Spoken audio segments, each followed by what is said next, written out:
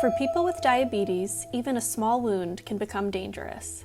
Damaged blood vessels, poor circulation, and weakened immune responses can slow healing, and up to 1 in 4 patients with diabetes will develop a chronic wound in their lifetime. At the University of Illinois Chicago, Professor Tim Koh is working to change that. His research focuses on inflammation and immune cells called macrophages, which play a crucial role in wound repair. In one key study, Koh and his team found that without macrophages, wounds simply can't heal. In diabetes, macrophage function is disturbed, contributing to poor healing. Koh's group is trying to improve healing by restoring that function.